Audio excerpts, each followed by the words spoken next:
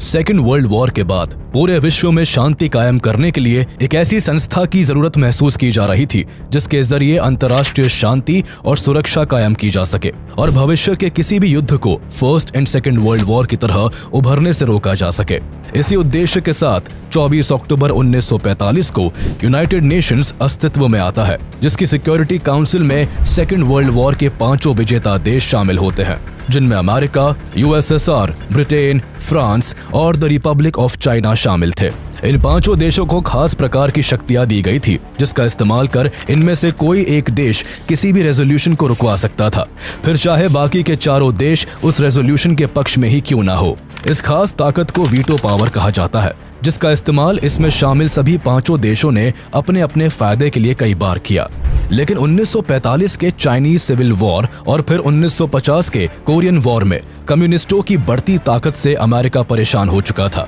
इसलिए अमेरिका अपने 2 करीबी देश ब्रिटेन और फ्रांस के साथ मिलकर चाइना को सिक्योरिटी काउंसिल से बाहर निकालकर उसकी जगह भारत को शामिल करना चाहता था, जिसे जवाहरलाल नेहरू ठुकरा देते हैं। इसके 5 साल बाद यही प्रपोजल 1955 में सोवियत यूनियन नेहरू को देता है, लेकिन इस बार भी यूएनएससी जैसी ताकतवर संस्था का सदस्य बनने का प्रस्ताव पंडित नेहरू अस्वीकार कर देते हैं। कहा जाता है कि दोनों ही बार नेहरू ने चाइना की दोस्ती के कारण ऐसा किया था, जिस वजह से भारत यूएनएससी जैसे पावरफुल और अंतर्राष्ट्रीय दृष्टिकोण से बेहद ही अहम वीटो पावर को पाते पाते रह गया। चलिए जानते हैं कि क्या सच में पंडित नेहरू ने एक नहीं बल्कि 2 बार यूएनएससी के परमानेंट मेंबर के प्रस्ताव को ठुकरा दिया था, या फिर सालों से किया जा रहा ये दावा केवल नेहरू को बदनाम करने के लिए किया जा रहा है।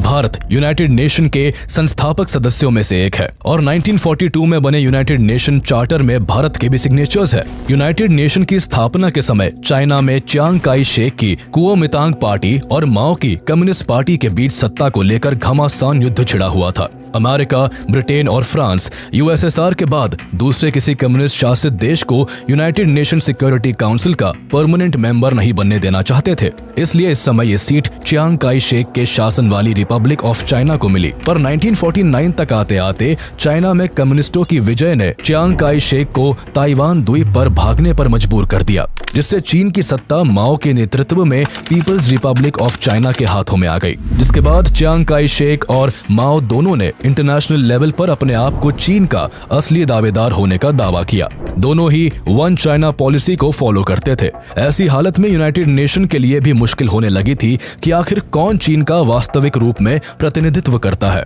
भारत को आजाद हुए उस वक्त मात्र 2 साल ही हुए थे, इसलिए भारत अपने पड़ोसियों से बेहतर रिश्ते बनाए रखना चाहता था। यही वजह थी कि उस समय माओ के पीपल्स रिपब्लिक ऑफ चाइना वाली चाइना को मान्यता देने वाले पहले कुछ देशों में भारत भी शामिल था। माओ के सत्ता में आने के 1 साल बाद ही चाइना और सोवियत यूनियन ने ईस्ट एशिया में कोरियन वॉर को हवा देते हुए नॉर्थ कोरिया का भरपूर समर्थन करना शुरू कर दिया। ये वॉर कोल्ड वॉर के अंतर्गत लड़ा जाने वाला सबसे पहला और महत्वपूर्ण संघर्ष था। अमेरिका और सोवियत दोनों की मंशा एशिया पर अपना इन्फ्लुएंस जमाने का था। उस समय अमेरिका ने नॉर्थ कोरिया के खिलाफ एक रेजोल्यूशन लाकर उसे आसानी से पास करवा लिया, क्योंकि उस समय यूएसएसआर सिक्योरिटी काउंसिल का बॉयकॉट कर रहा था, जिस वजह से वो इस रेजोल्यूशन को रोकने में अड़ंगा नहीं डाल पाया। पंडित नेहरू ने भी अमेरिका के इस रेजोल्यूशन को अपना समर्थन दिया था। अमेरिका को एशिया में एक ऐसे साथी की जरूरत थी जो उभरते कम्युनिस्ट चाइना को काउंटर कर सके। दरअसल अमेरिका नहीं चाहता था कि दुनिया में यूएसएसआर के बाद चाइना एक मजबूत कम्युनिस्ट देश बनकर उभरे। ऐसे में उसकी मंशा हाल में ही अंग्रेजों के चंगुल से मुक्त हुए एशिया के एक और बड़े देश भारत पर थी। अमेरिका डेमोक्रेसी को सपोर्ट करता था और भारत भी उस समय डेमोक्रेटिक देश बनने की दहलीज पर था। ऐसे में अपने लिए बेहतर स्थिति को देखते हुए अमेरिका ने कोई ऑफिशियल प्रपोजल रखने से पहले बड़ी चालाकी से नेहरू जी के पास अनऑफिशियल प्रपोजल भेजा। 24 अगस्त 1950 को पंडित नेहरू को अपनी बहन विजय लक्ष्मी पंडित का एक पत्र मिला, जो कि उस समय अमेरिका में भारत की राजदूत थी। उन्होंने अपने भाई नेहरू को पत्र में लिखा कि अमेरिका रिपब्लिक ऑफ चाइना को हटाकर भारत को सिक्योरिटी काउंसिल में शामिल करवाना चाहता है। दरअसल विजय लक्ष्मी पंडित के आगे ये प्रपोजल उस समय अमेरिकी विदेश मंत्रालय के शांति वार्ता के प्रभारी जॉन फॉस्टर ड्यूलिस ने रखा था, जिसके जवाब में विजय लक्ष्मी पंडित ने इस मामले में अमेरिका को थोड़ा धीमा रुख अपनाने को कहा। दरअसल वो अपने भाई जवाहरलाल नेहरू के रुख से पूरी तरह अवगत थी, इसलिए उन्होंने उसी समय अमेरिकियों से कहा कि भारत उनके इस प्रस्ताव को शायद ही स्वीकार करेगा। उस समय जॉन फॉस्टर डलेस इस कदर एक्साइटेड थे कि उन्होंने इस मुद्दे पर एक इन्फ्लुएंशियल कॉलमनिस्ट मार्क्विस चाइल्ड्स को पब्लिक ओपिनियन बनाने को कहा था। लेकिन विजय लक्ष्मी ने जो सोचा और कहा था आखिर वही हुआ। 30 अगस्त 1950 को अपनी बहन के पत्र के जवाब में पंडित नेहरू ने लिखा कि वो चाइना की जगह इंडिया को यूएनएससी के परमानेंट मेंबर बनाने के प्रपोजल को एक्सेप्ट नहीं करेंगे, क्योंकि ऐसा करने से एक महान देश चाइना का सीधा सीधा अपमान होगा और चाइना के साथ भारत के रिश्ते बेहद खराब हो जाएंगे। उन्होंने आगे लिखा कि उनके इस रुख से अमेरिकी विदेश मंत्रालय जरूर नाराज होगा, परंतु वो इस प्रस्ताव को स्वीकार कर अपने पड़ोसियों से रिश्ता खराब नहीं कर सकते। जहां जवाहरलाल नेहरू चाइना के कॉस्ट पर भारत को सिक्योरिटी काउंसिल में शामिल नहीं करना चाहते थे, तो वही उस समय यूएसएसआर करीब 8 महीनों से यूनाइटेड नेशन में अमेरिकी दबदबे का विरोध करते हुए इसका बॉयकॉट कर रहा था, जिससे नेहरू को यह आशंका भी थी कि ऐसा करने पर यूएसएसआर यूनाइटेड नेशन को छोड़ सकता है और इस तरह यूएसएसआर का यूएन से बाहर होना और चाइना की जगह पर भारत का यूएनएससी का परमानेंट मेंबर बनना भारत को पड़ोसी देशों का दुश्मन बना सकता है। इसलिए नेहरू अपने फैसले पर डटे रहे और यूएनएससी सीट के प्रपोजल को स्वीकार नहीं किया। नेहरू के इस जवाब के बाद कोई भी बात आगे नहीं बढ़ पाई और भारत के हाथ से यूएनएससी में शामिल होने का मौका जाता रहा। उसी साल 1950 में सरदार पटेल ने जवाहरलाल नेहरू का चीन की तरफ बढ़ते झुकाव को देखते हुए उससे सावधान रहने के लिए कहा था। अपनी मृत्यु के 1 महीने पहले 7 नवंबर 1950 को देश के पहले गृह मंत्री सरदार वल्लभ भाई पटेल ने चीन के खतरे को लेकर नेहरू को आगाह करते हुए एक चिट्ठी में लिखा था कि भले ही भारत चीन को मित्र के तौर पर देखता है, लेकिन कम्युनिस्ट चीन की अपनी महत्वाकांक्षाएं और उद्देश्य है। पटेल ने यह भी लिखा कि हमें ध्यान रखना चाहिए कि तिब्बत के गायब होने के बाद अब चीन हमारे दरवाजे तक पहुंच गया है, लेकिन अपने अंतर्राष्ट्रीय आदर्शवाद और कूटनीतिक समझ के सामने पंडित नेहरू ने पटेल की सलाह को कोई खास अहमियत नहीं दी। कांग्रेस नेता और संयुक्त राष्ट्र में अंडर सेक्रेटरी जनरल रहे शशि थरूर ने नेहरू पर अपनी किताब Nehru the invention of India में इस बात की चर्चा भी की है। इस किताब में उन्होंने लिखा है कि 1953 के आसपास भारत को यूएन के सिक्योरिटी काउंसिल में परमानेंट मेंबर बनने का प्रस्ताव मिला था, लेकिन उसे एक्सेप्ट नहीं किया गया। शशि थरूर के अनुसार भारतीय राजनयिकों ने ये फाइल देखी थी जिस पर नेहरू के इनकार का जिक्र था। थरूर के अनुसार नेहरू ने यूएन की सीट ताइवान के बाद चीन को देने की वकालत की थी। 1953 में अमेरिका ने साउथ एशिया के लिए मॉनरो डॉक्ट्रिन्स की परिकल्पना की थी, जिसके अनुसार अमेरिका इंडियन सबकॉन्टिनेंट से सोवियत यूनियन और चाइना के इन्फ्लुएंस को खत्म करना चाहता था, लेकिन जवाहरलाल नेहरू इससे सहमत नहीं थे और अमेरिका के इस प्रयास को खारिज कर दिया था। उस समय कोरियन वॉर में चाइना नॉर्थ कोरिया को खुलकर सपोर्ट कर रहा था, जिस कारण अमेरिका और चीन के रिश्ते में कड़वाहट आ चुकी थी। अमेरिका किसी भी कीमत पर चाइना के इन्फ्लुएंस को रोकना चाहता था और भारत को अपने पक्ष में करना चाहता था, लेकिन जवाहरलाल नेहरू विश्व शांति के समर्थक थे और दुनिया को जंग, आपसी नफरत, तनाव और भय से मुक्त देखना चाहते थे। जिस चाइना की दोस्ती के लिए भारत ने यूएन की मेंबरशिप को ठुकरा दिया था, वही चाइना हमेशा भारत के खिलाफ खड़ा रहा है। 2019 में पुलवामा हमले के बाद जैश-ए-मोहम्मद के सरगना मसूद अजहर को यूएन में जब भारत के कहने पर फ्रांस ने ग्लोबल टेररिस्ट डिक्लेयर करने का प्रस्ताव रखा, तब भी इसी चाइना ने चौथी बार अड़ंगा डालते हुए वीटो पावर का इस्तेमाल कर भारत की इस कोशिश को नाकाम कर दिया था। इस इंसिडेंट के बाद फिर से शशि थरूर की उसी किताब का हवाला देकर नेहरू को भाजपा नेताओं ने खूब कोसा। हालांकि विदेश नीति पर पकड़ रखने वाले कुछ लोगों का मानना है कि ऐसा नेहरू ने एशिया के देशों में एकजुटता लाने के लिए किया था, तो वहीं कुछ के अनुसार उन्होंने ऐसा चाइना के क्रूर शासक माओ जेडोंग को खुश रखने के लिए किया था। भारत को आजाद हुए कुछ ही साल हुए थे और भारत उस समय इतना स्ट्रांग नहीं था। पंडित नेहरू को डर था कि यूएनएससी में चीन की जगह भारत के लेने पर कहीं चाइना भारत पर आक्रमण ना कर दे। 1950 के 5 साल बाद भारत को एक बार फिर यूएनएससी का मेंबर बनने का मौका मिलता है। 1955 में यूएसएसआर के प्रीमियर निकोलाई बुल्गैनिन ने प्रधानमंत्री नेहरू को यूएनएससी के 6th परमानेंट मेंबर बनने का ऑफर दिया। उस समय बुल्गैनिन ने नेहरू को डायरेक्ट संदेश भेजते हुए कहा कि वो अंतर्राष्ट्रीय स्तर पर फैले तनावों में कमी लाने के बारे में बातें कर रहे हैं और सुझाव देना चाहते हैं कि भारत को 6ठे सदस्य के रूप में सुरक्षा परिषद में शामिल किया जा सकता है। नेहरू ने इस पर प्रतिक्रिया देते कहते हुए कहा कि शायद बुल्गेनिन भी जानते हैं कि अमेरिका के कुछ ऑफिशियल्स अभी भी चाइना की जगह पर भारत को यूएनएससी की सीट देना चाहते हैं, लेकिन ऐसा होने से हमारे और चीन के बीच गहरे मतभेद हो सकते हैं और हम इसके सरासर खिलाफ है। दरअसल उस समय नेहरू पूरी दुनिया में नॉन अलाइन्ड मूवमेंट और सोशलिज्म के बड़े प्रचारक थे और वो इस इमेज को खराब नहीं होने देना चाहते थे। ऐसा होने पर उन्हें लगता था कि भारत के लिए मुश्किलें पैदा हो सकती है और इससे उन्हें खुद के आदर्शों के खिलाफ जाना पड़ेगा, जिससे वो दुनिया में विवाद का विषय बन सकते हैं। नेहरू के अनुसार यदि भारत को यूएनएससी में शामिल किया जाने पर विचार भी किया जाता तो सबसे पहले यूनाइटेड नेशन के चार्टर में अमेंडमेंट करने की आवश्यकता होती, जो उस समय करना संभव नहीं था। इसी तर्ज पर आगे नेहरू ने बुल्गेनिन से कहा कि हमारा मानना है कि ऐसा तब तक नहीं किया जाना चाहिए जब तक कि चीन के शामिल होने का मुद्दा हल ना हो जाए, और इसलिए हमें सबसे पहले चीन को प्रवेश दिलाने पर ध्यान देना चाहिए। इसके अलावा नेहरू ने अपनी बात खत्म करते हुए कहा कि उनके हिसाब से भारत को यूएनएससी में शामिल कराने का ये उपयुक्त समय नहीं है। नेहरू द्वारा रिजेक्ट किए गए इस ऑफर पर बुल्गेनिन ने उन्हें इसके लिए और पुश करना सही नहीं समझा, इसलिए उन्होंने नेहरू की राय को मानकर बात को आगे नहीं बढ़ाया।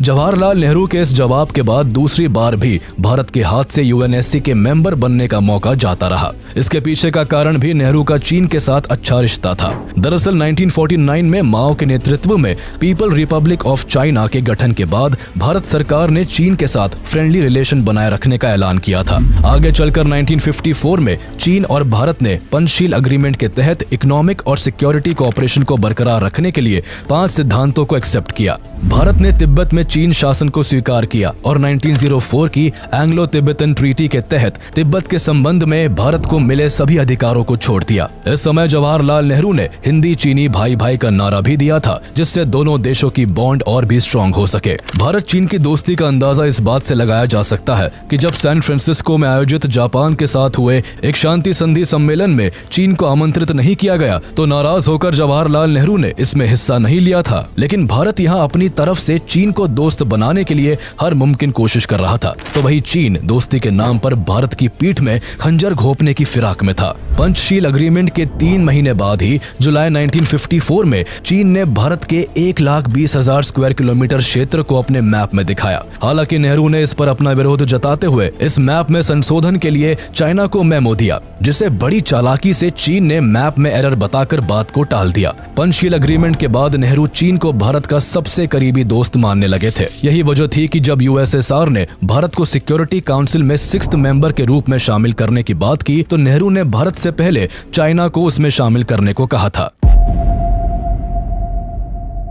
उस दौरान जहां पूरे भारत में नेहरू का यूएन की सीट को ठुकरा देने का मुद्दा गर्मा रहा था, तो वही 27 सितंबर 1955 को डॉक्टर JN पारेख के सवालों के जवाब में नेहरू ने संसद में कहा कि यूएन में सिक्योरिटी काउंसिल के स्थायी सदस्य बनने के लिए उन्हें फॉर्मल या अनऑफिशियल रूप से कोई भी प्रस्ताव नहीं मिला। उनका कहना था कि कुछ भ्रामक संदर्भों का हवाला देकर उन्हें गलत ठहराने की कोशिश की जा रही है। संयुक्त राष्ट्र में सिक्योरिटी काउंसिल का गठन यूएन चार्टर के तहत किया गया था और इसमें कुछ खास देशों को स्थायी सदस्यता मिली थी। चार्टर में बिना संशोधन के कोई बदलाव या कोई नया सदस्य नहीं बन सकता है। ऐसे में कोई सवाल ही नहीं उठता कि भारत को सीट देने की बात की गई और भारत ने लेने से इनकार कर दिया। नेहरू ने आगे कहा कि उनकी घोषित नीति है कि यूनाइटेड नेशंस में सदस्य बनने के लिए जो भी देश योग्य है उन सबको शामिल किया जाना चाहिए।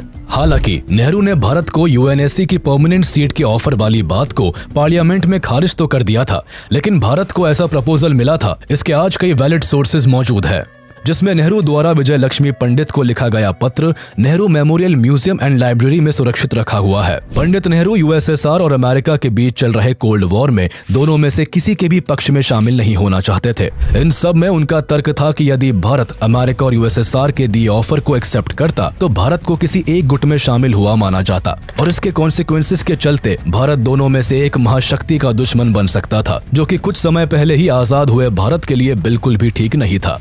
उस समय भारत को अमेरिका और यूएसएसआर दोनों देशों से अपने विकास के लिए मदद की जरूरत थी। इसी कारण नेहरू नॉन अलाइन्ड मूवमेंट को पूरी दुनिया में प्रमोट कर रहे थे और भारत को यूएस और सोवियत के बीच न्यूट्रल रखना चाहते थे।